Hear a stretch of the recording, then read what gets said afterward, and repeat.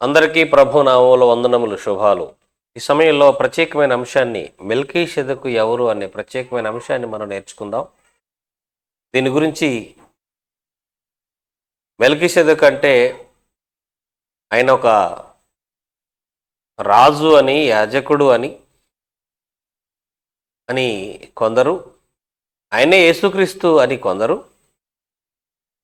అసలు మెల్కీషెదకు ఆదికాండంలో ఉన్న మెల్కీషెదకు వేరు, హెబ్రీ పత్రికలో ఉన్న మెల్కీషెదకు వేరు, ఈయన వేరు ఆయన వేరు అని ఇలా రకరకాలుగా ఈరోజు మన క్రైస్తవ సమాజంలో భిన్న స్వరాలు వినిపిస్తున్న ఈ తరుణంలో దీని గురించి క్లుప్తంగా నేను కొన్ని విషయాలు మీ ముందు పెట్టాలనుకుంటున్నాను. అసలు ఎవరైనా ఆయన యేసుక్రీస్తా లేదంటే వేరేవారా? మనకులాగానే ఒక మనిషిగా భూమి మీద పుట్టిన ఒక వ్యక్తినే అలా సంబోధించారా? లేదంటే ఇంకొక వ్యక్తికి ప్రతిరూపంగా ఆయన ఏమైనా ఉన్నాడా? పోలిన వాడిగా ఏమైనా ఉన్నాడా? ఇది మనం తెలుసుకునే ప్రయత్నం చేద్దాం ప్రియమైన దేవుని వారలారా. ఇది ఆదికాండం 14వ అధ్యాయంలో ఉంటుంది, కీర్తన గ్రంథం 110వ అధ్యాయంలో ఉంటుంది మెల్కీషెదకు గురించి. హెబ్రీ పత్రిక 5వ అధ్యాయంలోనూ, హెబ్రీ పత్రిక 7వ అధ్యాయంలోనూ ఈ 4 సందర్భాలలో మెల్కీషెదకు గురించి రాయబడినటువంటి విషయాలు ఉన్నాయి. ఈ మెల్కీషెదకు మొట్టమొదటిగా మనకి బైబిల్ గ్రంథంలో ప్రత్యక్షమయ్యేది అబ్రహాము తన సోదరుడి కుమారుడైనటువంటి లోతు సొమ్ముని, ఆస్తిని కొందరు రాజులు వచ్చి కొల్లగొని పోతే వారిని తన పరివారంతో వెళ్ళి, తన దగ్గర ఉన్నటువంటి పరివారంతో వెళ్ళిపోయి వారిని తరిమి తరిమి కొట్టి ఆ కొల్లగొన్న సొమ్ముని రికవరీ చేసుకొని తిరిగి జయకేతనంతో వచ్చేస్తాడు. అప్పుడు ఆయన్ని ఎదుర్కోవటానికి, అబ్రహామును ఎదుర్కోవటానికి మెల్కీషెదకు వస్తున్నట్టుగా మనకి బైబిల్లో ఆదికాండం 14వ అధ్యాయం 18 నుంచి మనకు కనపడుతుంది. చూడండి. మరియు షాలేము రాజైన మెల్కీషెదకు రొట్టెలను ద్రాక్షారసమును తీసుకుని వచ్చాను. అతడు సర్వోన్నతుడగు దేవునికి యాజకుడు. అప్పుడు అబ్రహామును ఆశీర్వదించి, ఆకాశమునకు భూమికిని సృష్టికర్తయు సర్వోన్నతుడైన దేవుని వలన అబ్రహాము ఆశీర్వదించబడును గాక అనియు, నీ శత్రువులను నీ చేతికి అప్పగించిన సర్వోన్నతుడకు దేవుడు స్తుతించబడును గాక అనియు చెప్పాను. అప్పుడు అతడు అనగా అబ్రహాము అతనికి అన్నిటిలోనూ 10వ వంతు ఇచ్చెను అని చూడండి. అబ్రహాముని ఎదుర్కోవటానికే ఈ మెల్కీషెదకు వచ్చినట్టుగా మనకు కనపడుతుంది. ఈయన ఎవరు అనంటే యాజకుడు, సర్వోన్నతుడకు దేవునికి యాజకుడు మరియు రాజు. ఇతని గురించి మనం ఒక కాసేపు ఆలోచించాలి. ఇతను ఎవరని అనుకోవాలి. యాజకుడుగా, రాజుగా, సర్వోన్నతుడు దేవునికి ఒక యాజకుడిగా, రాజుగా చూస్తున్న ఈ క్యారెక్టర్ ఎవరు? దీని మీద చాలా వివాదాలు కూడా ఉన్నాయి. నేటికి ఆ వివాదాలు రగులుతూనే ఉన్నాయి. కాబట్టి దీని మీద కొన్ని విషయాలు మీ ముందు పెట్టాలని ఆలోచిస్తున్నాను. దయచేసి మీరు ఆలకించండి. నేను ఎవరై ఉంటారు? ఒక మాటలో ఆయన అని అనటానికి కుదరదు. మనకి Bible answer to the Bible చెప్పాలి సమాధానం. దేనికైనా బైబిల్ నుంచే మనం ఆన్సర్ తీసుకోవాలి. యేసుక్రీస్తు కాదంటూ మాట్లాడి ఎవరో చెప్పలేని అజ్ఞానంగా ఉండకూడదు. ఏమంటే ఒక ఆయన ఈ మధ్యకాలంలో సోదరుడు తన పరిశోధనలో తనకు తెలిసిన విషయాన్ని ప్రొజెక్ట్ చేశాడు. ఆయన భూమి మీద ఒక మనిషి, కాకపోతే ఆయన గురించి పూర్తిగా అతని బయోడేటా అనేది బైబిల్లో లేదు. అంటే అతని బర్త్ దగ్గర నుంచి డెత్ వరకు లేదు. కానీ ఆయన సర్వోన్నతుడైన దేవునికి యాజకుడు మరియు రాజు అని అతను ఎవరో చెప్పట్లేదు. కానీ మొత్తానికైతే యేసు ప్రభు అనే వ్యక్తిని మీ మైండ్లో నుంచి తీసేసి, ఇదిగో ఈ మెల్కీషెదకును చూడండి అని మొత్తానికి తన వర్షంలో తను ఒక విషయాన్ని ప్రొజెక్ట్ చేసుకుంటూ వచ్చాడు. ఇప్పుడు ఆయనది మనసులో పెట్టుకుందాం. ఇంకా చాలామంది మాట్లాడారు దీని మీద. చాలామంది మాట్లాడారు. అసలు ఎబ్రీ పత్రికలో ఉన్నటువంటి మెల్కీషెదకు వేరు, ఆదికాండంలో ఉన్న మెల్కీషెదకు వేరు అని మాట్లాడేవారు కూడా ఉన్నారు. దీని మీద రకరకాల భిన్న స్వరాలు ఉన్నాయి. ఈ తరుణంలో విషయాన్ని మీ ముందు పెట్టాలని నేను తలుస్తూ ఉన్నాను. జాగ్రత్తగా ఆలోచించాలని కోరుతున్నాను. చూద్దాం ఈయన ఎవరు అని మనం ఆలోచించగలిగితే చూడండి ఒకసారి హెబ్రీలకు రాసిన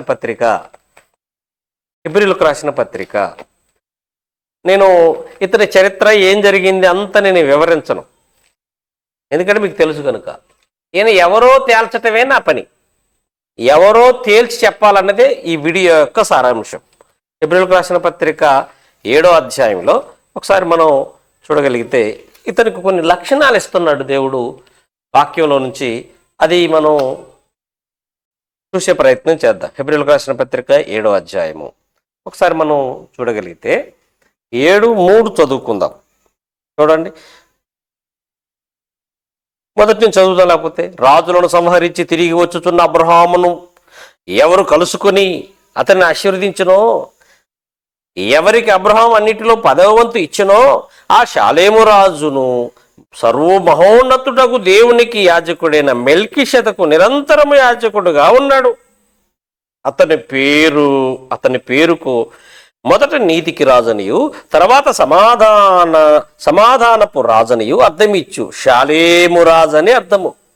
అతనికి తండ్రి లేనివాడు అతడు తండ్రి లేనివాడును తల్లి లేని వాడును వంశావళి లేనివాడు జీవిత కాలమునకు ఆది అయినను జీవమైనను అంతమైనను లేనివాడయుండి దేవుని కుమారుని పోలి ఉన్నాడు అని అనేసాడు.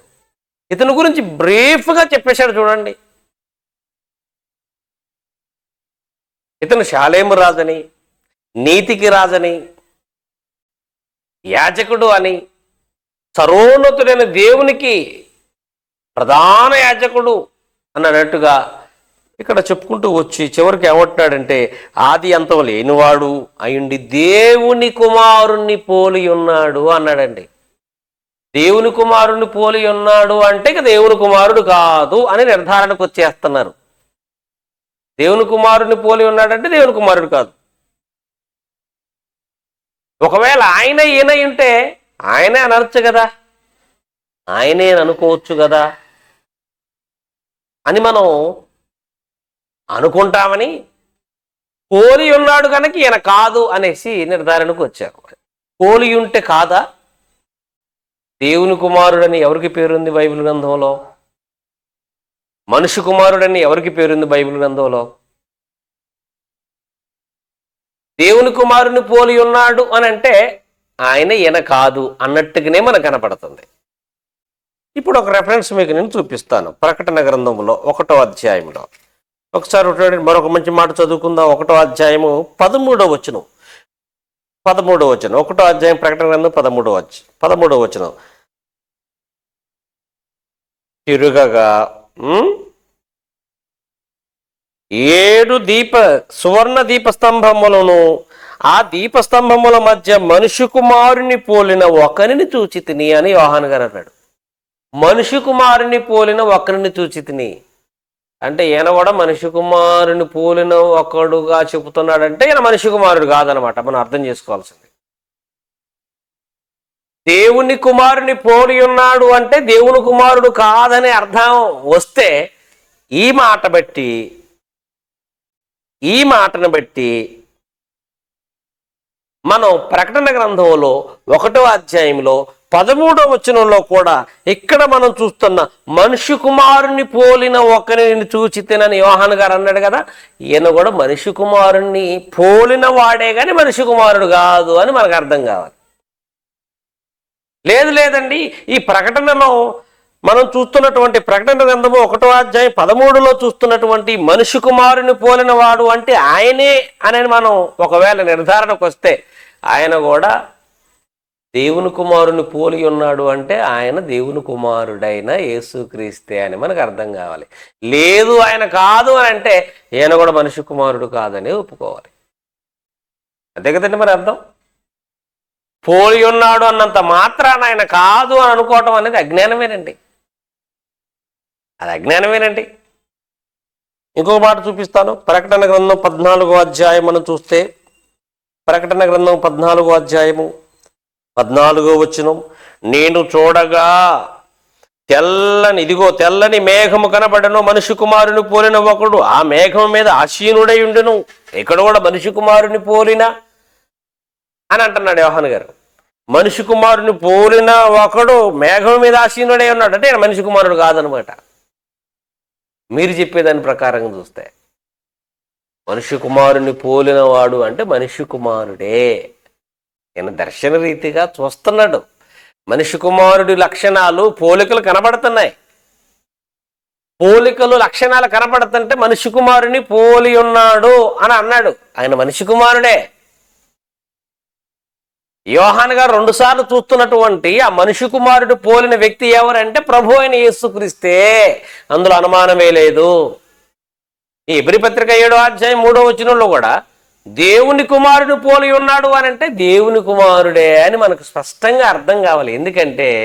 ఎందుకంటే మనం ఇచ్చే వివరణ ఎప్పుడు కూడా ఆధారాలతో కూడినదై ఉండాలి. ఆధారం లేకుండా మాట్లాడితే ఎవరు నమ్మరు. మన చుట్టూ ఉన్న 4 అమాయకులు నమ్ముతారేమో కానీ అందరు నమ్మరు. ముఖ్యంగా సోషల్ మీడియాలో అందరి వీడియోలు చూసే వాళ్ళు నమ్మరు. విఘ్నులు కదండి సోషల్ మీడియాలో ఫాలోవర్స్ అంతా విఘ్నులు. నాది చూస్తారు, నీది చూస్తారు, ఇంకొకరు చూస్తారు, ఎవరు మాట్లాడినా చూస్తారు. వాళ్ళు మహాజ్ఞానులు. ఒక మాట చెప్పాలంటే ఈయనేం చెప్తాడా, ఆయన ఏం చెప్తాడా, ఇంకొక ఆయన ఏం చెప్తాడా అని చూస్తారు. వాళ్ళ పని అదే. ఎవరు మంచిగా చెప్తే అది పట్టుకుంటారు, మిగతాది వదిలేస్తారు. వాళ్ళు విఘ్నులు అంటే. మనం ఎంతసేపటికి నాదే రైట్ అయినా మాట్లాడుకుంటాం మనం కదండి.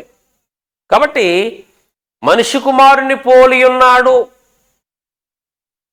దేవుని కుమారుని పోలి ఉన్నాడు అని ఈ మాటలు యేసుక్రీస్తుకు వర్తించవా అంటే వర్తిస్తాయి.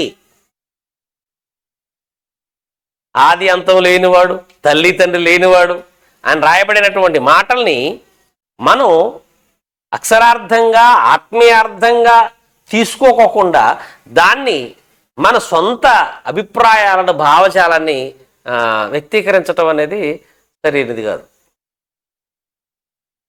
ఈ దేవుని కుమారుని పోలి ఉన్నటువంటి ఆ వ్యక్తి యేసుక్రీస్తు అయితే, యేసుక్రీస్తుకి పౌలు గారు హెబ్రీయులకు పత్రిక రాస్తూ 7వ అధ్యాయంలో ప్రారంభం నుంచి మనం మాట్లాడుకుంటూ వస్తే చివరికి 13వ వచనం వరకు, 1వ వచనం నుంచి 13వ వచనం వరకు ఇక్కడ మాట్లాడుతున్న వ్యక్తి యేసుక్రీస్తే అని మనకు స్పష్టంగా ఆ లక్షణాలు ఎవరికి స్పష్టంగా కనపడతాయి అంటే ఆ లక్షణాలన్నీ యేసుక్రీస్తులో స్పష్టంగా కనపడతాయి. మనం ఇంకొకరికి ఆపాదిద్దాం అంటే చెప్పడానికి సరైన ఆధారాలు లేవు బైబిల్లో ఎక్కడ కూడా. ఒకవేళ మనుషులు తమ కల్పితమైనటువంటి భావజాలాన్ని, వారి సొంత భావజాలాన్ని ఈయన కాదు అని అంటూ ఎవరినో చూపించే ప్రయత్నం చేయొచ్చు. ఆ వ్యక్తి ఎవరో అదృశ్యంగా ఉన్న వ్యక్తిగా చెప్పే ప్రయత్నం చేయొచ్చు. కానీ వాస్తవానికి ఆ లక్షణాలు యేసుక్రీస్తుకు స్పష్టంగా కనపడతాయి. అంతటి గొప్ప క్యారెక్టర్స్ ఒక యేసుకు మాత్రమే ఉంటాయి, యేసుకు మాత్రమే ఉంటాయి. ఇక ఎవరికి కూడా మనం ఆపాదించడానికి లేదు, ఎవరికి ఆపాదించడానికి లేదు. ఇది ఫలానానికి సంబంధించిందని మనం ఆపాదించడానికి లేదు. ప్రియమైన దేవుని పిల్లలారా, తల్లిదండ్రులు లేనివాడు అని బైబిల్ స్పష్టంగా చెబితే, తల్లిదండ్రులు లేని వారిని బైబిల్ స్పష్టంగా చెబితే, ఆది అంతం లేనివాడని స్పష్టంగా చెబితే, యేసుక్రీస్తు పుట్టాడు కదా, ఆయనకి తల్లి ఉంది కదా, లేకపోతే మనుషుడిగా ఆది అంతం కనబడుతుంది కదా అని మనం శరీర సంబంధంగా ఆపాదించుకొని ఇది ఆయనకు కాదు అని అనుకోకూడదు. మెల్కీసెదకు ఏనాడు ప్రత్యక్షమయ్యాడో ఆనాటికి యేసుక్రీస్తు పరిస్థితి మీరు చూడండి. తల్లి తండ్రి లేనివాడు, ఆది అంతం లేనివాడు, వంశావళి లేనివాడు. ఆ రాజు ఏ రోజైతే అబ్రహామును ఎదుర్కొన్నాడో, దీవించాడో ఆనాటికి యేసుక్రీస్తు యొక్క ఉనికి మనం ఆలోచించి ఆయనకి ఆపాదించాలి. భూమి మీదకి వచ్చిన తర్వాత తల్లుంది, తండ్రిగా చెప్పబడుతున్న ఆయన ఉన్నాడు కాబట్టి మరణించాడు, పుట్టాడు, మరణించాడు కాబట్టి ఇది ఆయనకి ఆపాదించడానికి లేదు అనుకోవడానికి లేదండి. ఏ రోజు అబ్రహామును ఎదుర్కోవడానికి వెళ్ళాడో ఆ రోజు యేసుక్రీస్తు పరిస్థితి చూడండి. చాలా సందర్భాలను యేసుక్రీస్తు భూమి మీద తన్ను తాను ప్రత్యక్షపరుచుకున్నాడు. సశరీరుడుగా ఒక్కసారి శరీరుడుగా వచ్చినటువంటి రాకని మనం ఎక్కువగా రికగ్నైజ్డ్గా మనం గుర్తించేది ఆయన మరియ ద్వారా భూమి మీదకి వచ్చిన ఆ రాకని మొదటి రాకగా మనం భావిస్తాం. కానీ ప్రియమైన దేవుని వారలారా, యేసుక్రీస్తు ఎన్నో సందర్భాలలో ఆయన శరీరంగా లేకపోయినా ఆత్మరూపిగా ఏమండి ఈ భూమి మీదకి ఎన్నో సందర్భాలలో వచ్చాడు. ఆయన వచ్చాడు. కాబట్టి మనం ఉరికిన అలా వచ్చేసిపోయాడు అని అనటం, ఒక మాటలతో మీరు అనటం సరైనది కాదు అని అనుకోవటం పొరపాటు. యేసుక్రీస్తు రాలేదా? యేసుక్రీస్తు రాలేదా? నోవు సువార్త ప్రకటిస్తుంటే ఆత్మరూపిగానే వెళ్ళి సువార్త వారి మధ్య ప్రకటించలేదా? యేసుక్రీస్తు మొదటి రాకల్లో వచ్చి పునరుద్ధానుడై వెళ్ళిపోయి పరలోకానికి ఆరోహమైన తర్వాత చాలా రోజుల పాటు తన్ను తాను ప్రత్యక్షపరుచుకోలేదా? ఇవన్నీ ఈ రాకడ ఈ కమింగ్స్ అన్నీ కూడా రాయబడ్డాయి బైబిల్లో. ఇవన్నీ రాయబడ్డాయా?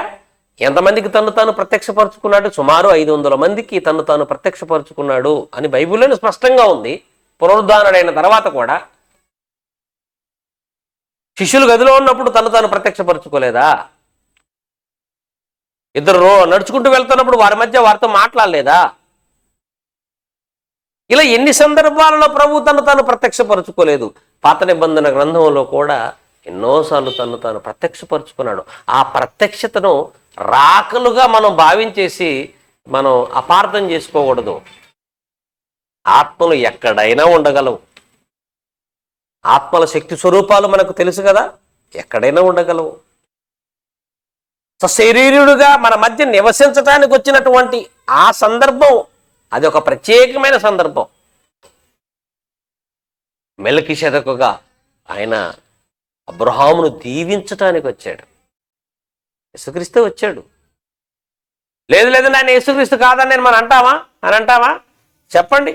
మనిషి కుమారుని పోలి ఉన్నాడు, దేవుని కుమారుడు పోలి ఉన్నాడు, ఈ మాటలన్నీ తప్పని ఒప్పుకోండి. ఖచ్చితంగా మేము కూడా ఒప్పుకుంటాం. ఖచ్చితంగా నేను కూడా ఒప్పుకుంటాను. ప్రియమైన దేవుని వారలారా, చూద్దామా? ఏమండి, యేసుక్రీస్తుకి ఆ క్యారెక్టర్ కరెక్ట్గా సూట్ అవుతుందంటానికి 7వ అధ్యాయంలో కొన్ని మాటలు మీకు నేను చదివి వినిపిస్తాను, చూడండి. ఏమండి, 7వ అధ్యాయము 3వ వచనం తర్వాత చదువుకున్నాం. అతని పేరు మొదట నీతికి రాజు. నీతి అంటే వాక్యము. నీతికి రాజు అనియు సమాధానపు రాజు అనియు అర్థం ఇచ్చేటి శాలేము రాజు అని. శాలేము అని అనగా శాంతి, సమాధానము. ఈరోజు అందరికీ దేవుడికి మనుషులకి మధ్యవర్తి ఆయనే. మనుషులందరికీ దేవుడితో సమాధానం ఏర్పరిచిన వాడు కూడా ఆయనే. అదే కదండి ఎఫెసీ పత్రికలో చదువుకుంటాం, రోమపత్రికలో చదువుకుంటాం. ఆయన మన సమాధానమయుండి మీకును మాకును ఉన్న అడ్డుగోడలను అని బైబిల్లో స్పష్టంగా రాయబడింది. ఎఫెసీ పత్రిక 2వ అధ్యాయంలో ఆయన సమాధాన రాజు, శాలేము రాజు. ఆయనకి సూట్ అవుతున్నాయి. అతను తండ్రి లేనివాడు, తల్లి లేనివాడు, వంశావళి లేనివాడు. అంటే అబ్రహామును ఎదుర్కోవడానికి పోయినప్పుడు ఆయన యొక్క జీనియాలజీని చూడండి. ఎవరైనా ఉన్నారా వెనకాల? ఏమండి, ఇశ్రాయేల్ అందరూ ఎవరి ద్వారా ఎవరు వచ్చారో వాళ్ళకి హిస్టరీ వాళ్ళు మెయింటైన్ చేస్తారు.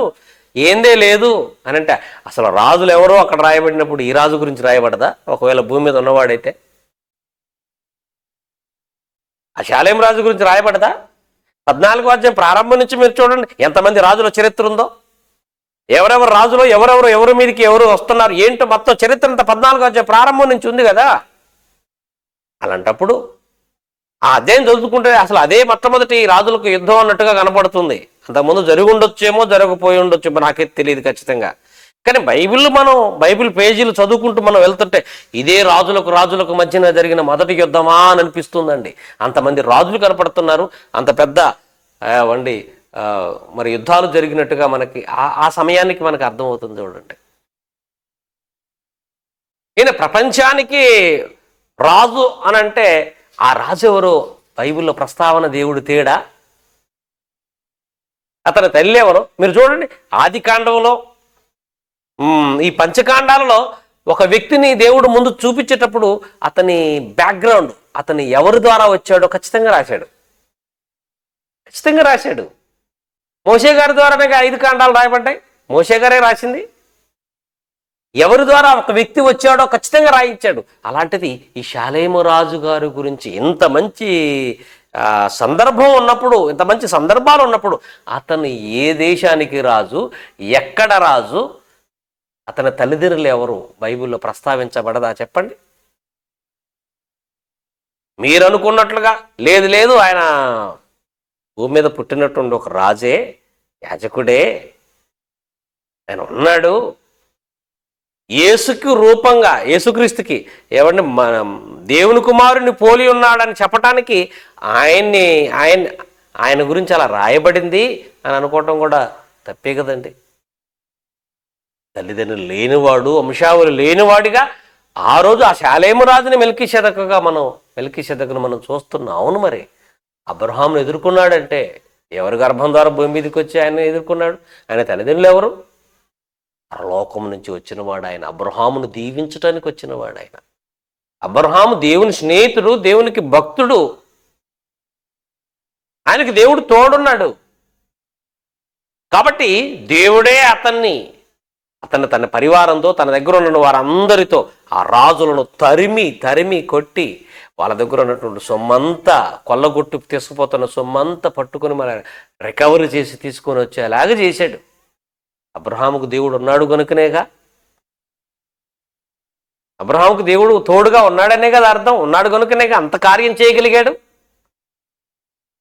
అందుకనే ఆ సందర్భంలో దేవుడు తోడుండి జరిగించిన కార్యక్రమాన్ని బట్టి అబ్రహాముకి ఎంత తోడున్నాడో, అబ్రహాముని ఎంత గొప్ప చేయాలనుకుంటున్నాడో మొదటి నుంచి మీరు 12వ అధ్యాయం నుంచి చూడండి. అబ్రహాము, నీకు నేను తోడుగా ఉంటాను, నేను దీవిస్తాను, నీ వంశాన్ని గొప్ప చేస్తాను, నీ వంశం ద్వారా భూలోక వంశములని ఆశీర్వదించబడతాయి, ఇలాంటి వాగ్దానాలన్నీ ఆయనకి చేసి ఆయన్ని వెళ్ళమన్న చోటకి పంపించేసి ఆయన వెళుతుండగా ఆయనకు తోడుండి నడిపించి ఇంత చేస్తున్నాడు కదా దేవుడు. అబ్రహాము దీవిస్తానని వాగ్దానం చేశాడు కదా, అతని వంశాన్ని గొప్ప చేస్తానని వాగ్దానం చేశాడు కదా. దీవిస్తాను, వంశాన్ని గొప్ప చేస్తాను, నీ వంశాన్ని ద్వారా భూలోక వంశములని దీవిస్తాను అని చెప్పాడే. ఈ మాటలన్నీ చెబుతున్నప్పుడు అబ్రహాముకి ఎలా ఉంటుంది చెప్పండి? దేవుడు చెప్తున్న ప్రతి సందర్భంలోనూ అబ్రహాముకి ఎలా ఉంటుందో తెలుసా? చూడండి ఒకసారి. ఏమండి, యోహాను సువార్త 8వ అధ్యాయంలో మంచి భాగం రాయబడింది. అబ్రహాం అట యేసుక్రీస్తును చూడాలనుకున్నాడట. మరి ఈయన ఎవరో మరి క్లారిటీ ఇవ్వాలి. అబ్రహాము చూడాలనుకున్నాడు. అబ్రహాము యేసుక్రీస్తును చూడాలనుకున్నాడు. ఆ చూశాడు అని కూడా బైబిల్లో రాయబడింది కదా. చూశాడు అని అంటే ఎప్పుడు చూశాడు మరి అబ్రహాము యేసుక్రీస్తుని? 8వ అధ్యాయం 56వ వచనం రాయబడింది కదండి. 8వ అధ్యాయం 56వ వచనం చూడండి. మీ తండ్రి యొక్క అబ్రహాము నా దినము చూతునని మిగుల ఆనందించును, అది చూసి సంతోషించను. అబ్రహాము యేసుక్రీస్తు దినమును చూడాలనుకున్నాడు, చూశాడు, ఆయనకి ప్రత్యక్షతనిచ్చాడు.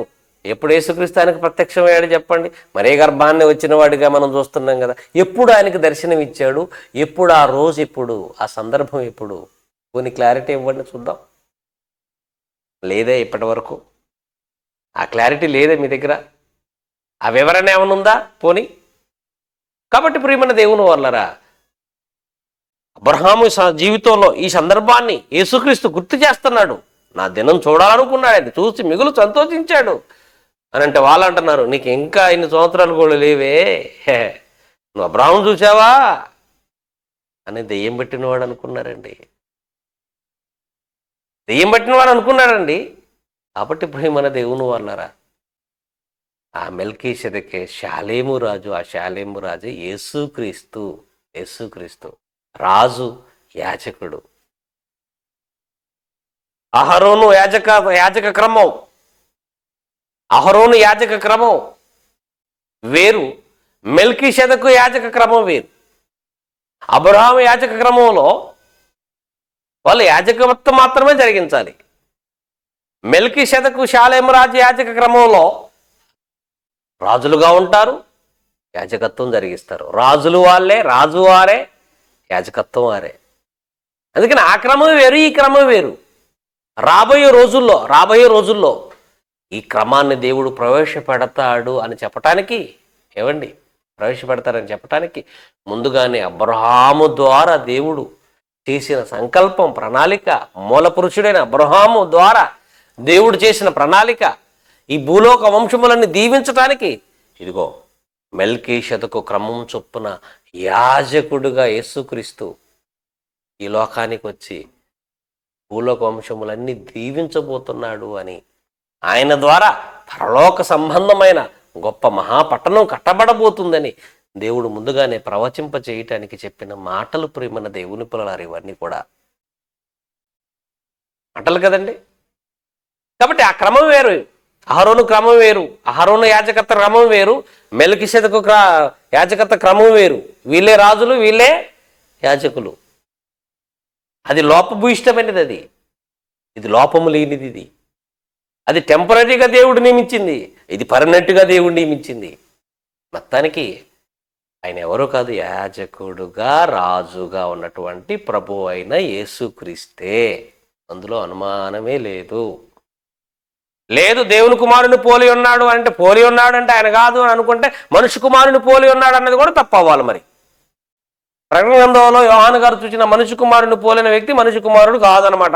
మరి ఎవరో మరి ఆయనకు అయినప్పుడు ఆయనలు కూడా ఆ సందర్భంలో రాయబడిన వ్యక్తులు కూడా ఆయన కాదు అని మనకు అర్థం కావాలి ప్రియులారా. లేదు, పోలిన వాడిని రాసినా ఆయనే అని మనకు అర్థం అవ్వాలని సమయంలో మీకు నేను తెలియచేస్తున్నాను. యేసుక్రీస్తట కన్యమరే గర్భాన పుట్టి తన్ను తాను ప్రత్యక్షపరచుకోవటమే కాదట, ఆయా సందర్భాలలో కూడా లోకంలో తన్ను తాను ప్రత్యక్షపరచుకున్నటువంటి బైబిల్లో పక్కా ఎవిడెన్స్ ఉందండి. ఒకసారి మీకా గ్రంథాన్ని చదవండి, మీకా గ్రంథం చూడండి. ఆయా సమయంలో తన్ను తాను ప్రత్యక్షపరుచుకున్నాడు అని యేసుక్రీస్తుని గురించి రాయబడిన ఒక ప్రాఫసీ మీకా గారు రాస్తున్నారు చూడండి, 5వ అధ్యాయంలో. ఒకసారి చదువుకుందామా? మీకా గ్రంథము 5వ అధ్యాయం 2వ వచనం చూడండి. బెత్లెహేము, ఎఫ్రతా, యూదా వారి కుటుంబంలో నీవు స్వల్పమైన దానమైనను నా కొరకు ఇశ్రాయేలును ఏలబోవు, వాడు నీలో నుంచి వచ్చును. పురాతన కాలము మొదలుకొని శాశ్వత కాలము వరకు ఆయన ప్రత్యక్షమగుచుండెను. పురాతన కాలం మొదలుకొని శాశ్వత కాలము వరకు, శాశ్వత కాలము ఆయన ప్రత్యక్షమగుచుండెను. పురాతన కాలం, పితరుల కాలం, ధర్మశాస్త్ర కాలం, రాజుల కాలం, ఆది కాలం, ఆదికి ముందున్న కాలం, అనాది కాలం. కాలాలు విభజించుకుంటే మనకు తెలుసు కదా. అంటే ఆదాము దగ్గర నుంచి ఒక్కసారి మీరు చూడండి, సృష్టి చేయటానికి మునుపు ఎవరెవరు ఉన్నారు, ఆదాము భూమి మీదకి వచ్చిన తర్వాత నుంచి మీరు చూడండి, పురాతన కాలంలో తన్ను తాను ప్రత్యక్షపరుచుకున్నాడు. నేటికి శాశ్వత కాలం ప్రత్యక్షమగుచుండెను. అంటే ఆ రోజు మెల్కీషెదకుగా ప్రత్యక్షమైంది ఎవరని మనకు అర్థం కావాలి? యేసుక్రీస్తే. నోవు జలప్రలయంలో నోవు గారు ఓడగొడుతూ సువార్త ప్రకటిస్తున్నప్పుడు ఆత్మరూపిగా వెళ్ళి వారి మధ్య సువార్త ప్రకటించాడు. ఇక ఆయా సందర్భాలలో మీరు చూడండి, యేసుక్రీస్తు ప్రత్యక్షమయ్యాడు. సశరీరుడుగా, రికగ్నైజ్డ్గా, మనకలాగా ఒకే ఒక్కసారి భూమి మీదకి వచ్చాడు. ఆ రాక విషయం కాస్త పక్కన పెడితే ఇంక యేసుక్రీస్తు ఆ రాక తప్ప ఇక ఎప్పుడు రాలేదంటే ఆయన ఆత్మరూపిగా వస్తాడు, వెళతాడు, రాగలడు. ఆర్భాటముతోనూ ప్రధాన దూత శబ్దముతోనూ దేవుని కుమారుడు ప్రత్యక్షమయ్యే ఒక దినం ఉంది. ఆ సెకండ్ కమింగ్ అని మనం చెప్పుకుంటున్నాం చూసావా, ఆ రాక వేరు, ఆ సమయం వేరు. అది ప్రత్యేక సందర్భం. మొదటి రాక ఒక ప్రత్యేక సందర్భం అయితే రెండవ రాక ప్రత్యేకమైన సందర్భం. ఇవి ఆత్మల లోకంలో ఉన్నటువంటి ఆత్మలుగా ఉన్నటువంటి వారికి గురించి మనం ఆలోచిస్తున్నప్పుడు వారు రాగలరు, వెళ్ళగలరు. సకలరు అలాగే పరలోకంలో దేవదూతలు దేవుని ముఖం చూస్తూ ఉంటాయి కదండి. ఎందుకు చూస్తుంటాయి? ఎల్లప్పుడూ మనకు సేవ చేయడానికి రెడీగా ఉన్నారు కదా, వాళ్ళు వచ్చేస్తారు, అవసరమైతే వచ్చేస్తారు. కాబట్టి ప్రియమైన దేవుని పిల్లలారా, ఈ లోకానికి యేసుక్రీస్తు రాడు, ఆయన గురించి కాదు అని అనుకోవటం తన ప్రత్యక్షత ఉంది. ఆ రోజు ప్రత్యక్షమైంది ఆయనే, అనుమానమే లేదు. ఓకే, థ్యాంక్ యూ అని అన్నారు.